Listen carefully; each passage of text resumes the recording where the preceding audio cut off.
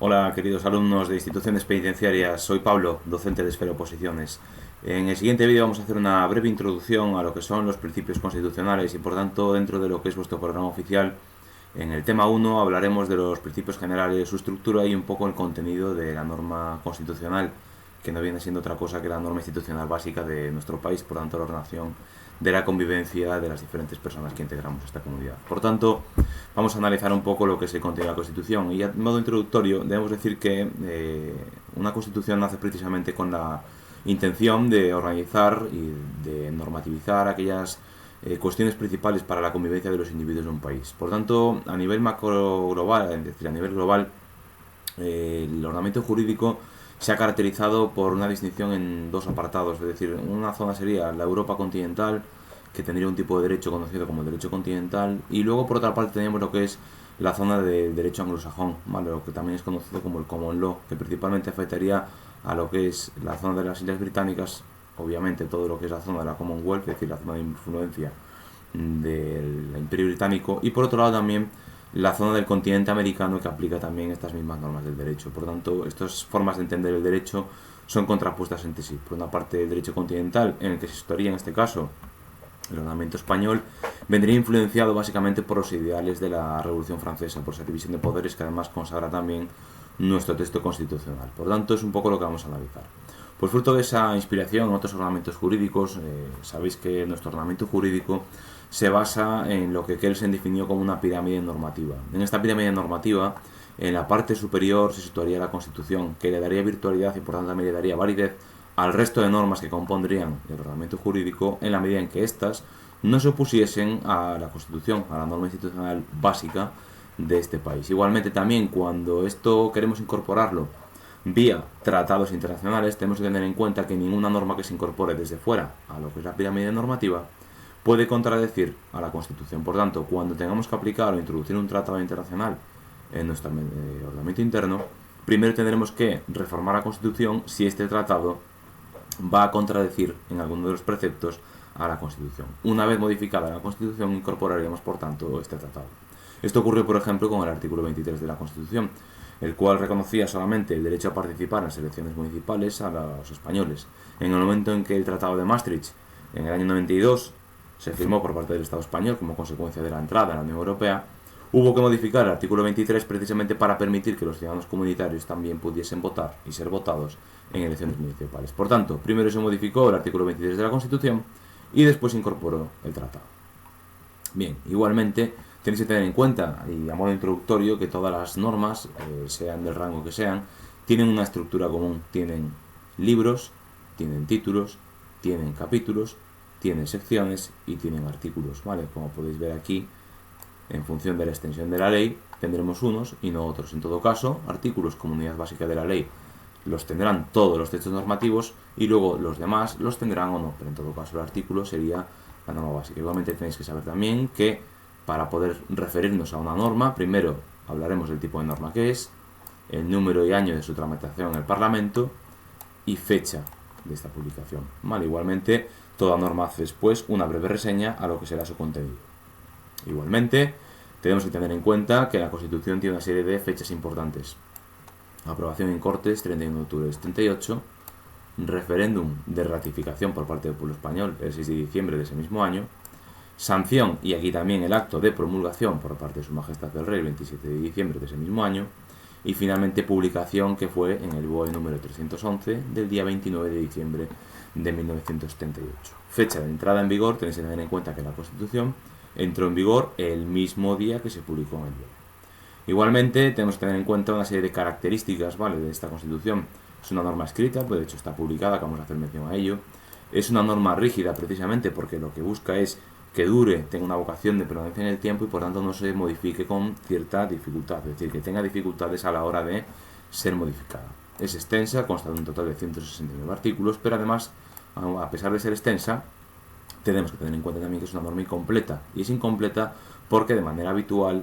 remite a disposiciones legislativas de rango inferior para desarrollar esos preceptos que contiene. Igualmente, como habéis visto antes, había una fecha de votación en referéndum precisamente porque esta Constitución es de origen popular y por tanto es también consensuada, ¿vale? Es decir, es votada en referéndum. Igualmente es autonomista porque en su título octavo reconoce un Estado autonómico con comunidades autónomas dotadas de capacidades de autogobierno. Y además de esto, como forma de Estado, es una constitución de carácter monárquico. En cuanto a lo que es su estructura, podemos definir a la Constitución básicamente desde dos puntos de vista, es decir, tenemos dos partes bien diferenciadas. Tenemos una parte que sería de carácter dogmático, en la cual se contendrían esos principios constitucionales que van a inspirar el orden político, y que abarcaría el título preliminar y el título primero. Y por otra parte tenemos ya una parte de carácter más orgánico que abarcaría los títulos 2 a 10, en el cual lo que hace la Constitución es definir la estructura de poderes del Estado y también, por tanto, la organización política y jurídica, conteniendo además en el título 10 los mecanismos de reforma, es decir, aquí hablaríamos de la división de poderes, poder legislativo, poder ejecutivo, poder judicial, de la jefatura del Estado, y hablaríamos también de las relaciones entre el poder ejecutivo y el poder legislativo, hablaríamos del poder judicial en el título 6 y hablaríamos de la organización territorial del Estado en el título 8. En el título 9 lo dejaremos reservado para el Tribunal Constitucional y finalmente en el 10, como os comentaba antes, la reforma de ese texto. Por tanto, en cuanto a la estructura, pues muy claro, tendríamos un preámbulo que no tendría aplicación normativa directa, tendríamos un título preliminar que contendría los principios generales que inspiran la Constitución, que abarcaría los 9 primeros artículos, y luego tendríamos 10 títulos en la distribución que os he comentado antes, que sería desde los artículos 10 hasta el 169. Igualmente, la Constitución tiene además 4 disposiciones adicionales, 9 disposiciones transitorias, una disposición derogatoria y una disposición final. Tenéis que recordar que la Constitución, en su disposición derogatoria única,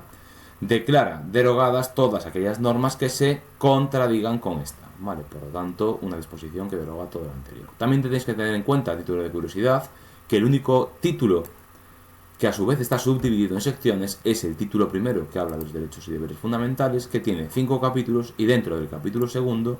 se subdivide en 2 secciones. Una sección primera que contendría los derechos fundamentales y libertades públicas de los artículos 15 hasta el 29, y luego una sección segunda que contiene ya aquellos derechos que no tienen tanto amparo constitucional y que no tienen además la reserva de ley orgánica que sí tendrían los de la sección primera. Igualmente tenemos que tener en cuenta pues bueno, todo lo que es la estructura de títulos que nos va desarrollando cada una de las instituciones básicas de funcionamiento del Estado español. Igualmente tenemos que tener en cuenta que todo Estado moderno se va a articular a través del eje vertebrador de 3 principios, es decir, todo Estado tiene que tener soberanía, todo Estado tiene que tener un territorio y todo Estado tiene que tener también una población. Bueno, pues esto también lo regula la Constitución. En cuanto a lo que es la soberanía, sabéis que España es un Estado social y democrático de derecho que tiene 4 valores fundamentales: libertad, justicia, igualdad y pluralismo político. Y que la soberanía además está trasladada al pueblo, es decir, en el pueblo español residiría la soberanía, del cual además emanan el resto de poderes del Estado que se definen en esta Constitución. Igualmente, la forma política del Estado sería la monarquía parlamentaria, que no debemos confundir con la forma de gobierno, porque la forma de gobierno sería en todo caso un Estado central autonomista, pero no una monarquía. La monarquía sería forma de Estado. También igualmente tenemos que tener en cuenta que España se fundamenta en la indisoluble unidad de la nación española, patria común indivisible de todos los españoles, reconociéndose además y garantizándose el derecho a la autonomía de aquellas nacionalidades y regiones que la integran, es decir, el reconocimiento de que las comunidades autónomas pueden tener también autogobierno. Igualmente, en el artículo 3 se nos habla del idioma, que es un deber y un derecho. El castellano tiene como deber el hecho que hay que conocerlo y como derecho de los españoles el de usarlo. Igualmente, las comunidades autónomas correspondientes, las normas, las lenguas cooficiales también tendrán la obligación de conocerse y también el derecho de usarse allí donde sean cooficiales. En cuanto a la bandera, ya sabéis, 3 franjas, 2 rojas y una amarilla, la amarilla doble que las rojas, y debemos tener en cuenta sobre todo que en las comunidades autónomas, además de la enseña propia de la comunidad autónoma, debe estar también en los edificios públicos y actos sociales la bandera de España. Capital del Estado, nada que decir, artículo 5, Villa de Madrid. Si uno de los valores básicos del ordenamiento jurídico, uno de los valores superiores es el pluralismo político, pues este se ejerce precisamente a través de la existencia de los partidos políticos que deben formar la voluntad popular, y debemos tener en cuenta su característica principal, que la estructura interna y el funcionamiento deben ser democráticos. En cuanto a los sindicatos, esa estructura y funcionamiento interno es idéntico al de los partidos políticos, pero las finalidades que persiguen son distintas. Aquí no buscan, en este caso, la formación de la voluntad popular, sino que lo que hacen es contribuir a la defensa y promoción de los intereses económicos y sociales propios de los trabajadores y también de las asociaciones de empresarios. En el artículo 8, si decíamos que la integridad territorial es una característica básica del Estado, pues la defensa de esa integridad territorial le corresponde a las Fuerzas Armadas y por ende Las Fuerzas Armadas se componen, por tanto, del Ejército de Tierra, la Armada y el Ejército del Aire, y ninguno más, es decir, en este caso, la Guardia Civil. Si hubiese una pregunta relativa a quienes conforman las Fuerzas Armadas, aunque la Guardia Civil es un cuerpo policial de naturaleza militar, no es Fuerza Armada. También tenemos que tener en cuenta, como os dije ya, que la Constitución remitía de manera habitual a normas de rango inferior para desarrollar sus preceptos, pues en cuanto a lo que son las bases de la organización militar y los principios también, tenemos que tener en cuenta que estas están sometidas a reserva de ley orgánica. Quizás también a efectos del examen de prisiones, sobre todo en esa primera prueba que tenéis tipo test, tenéis que tener en cuenta que uno de los artículos más importantes del título preliminar sería el artículo 9, donde se consagra el principio de legalidad. Vale, por tanto tenemos que tener en cuenta que la Constitución se aplicaría a todos los ciudadanos y a todos los poderes públicos, por ende todos estamos sometidos a ella y al resto del ordenamiento jurídico, y que además hay un mandato a los poderes públicos de que remuevan o de que promuevan en este caso las condiciones para que la igualdad del individuo y de los grupos en los cuales se integran sea real y sea además efectiva. Y dentro del artículo 9, el más importante sería también el 9.3, porque aquí se consagra el principio de legalidad, se consagra el principio de jerarquía normativa, el de publicidad de las normas, el de la irretroactividad de las disposiciones sancionadoras no favorables o restrictivas de derechos individuales, o lo que es lo mismo, cuando una norma me vaya a afectar, me vaya a restringir derechos o me vaya a afectar a mi libertad, no se puede aplicar con efectos hacia atrás, sino a partir del momento en el que entra en vigor. Igualmente tenemos que tener en cuenta que como consecuencia de que las normas se publican, esto tiene la consecuencia de darnos seguridad jurídica, es decir, de conocer cuáles son las reglas del juego. Y finalmente, de cara a lo que son las administraciones y por tanto a los poderes públicos, también se les somete a la responsabilidad por los hechos que cometen, tanto penal como en este caso administrativa y política, y por otra parte se establece la interdicción de la arbitrariedad de los poderes públicos, o lo mismo prohibir que la administración actúe de forma arbitraria en la ejecución de las políticas públicas, en la ejecución de los servicios públicos, en lo que es la ejecución del procedimiento administrativo. Bueno, pues esto es todo en cuanto a lo que es la introducción al texto constitucional. Un saludo a todos.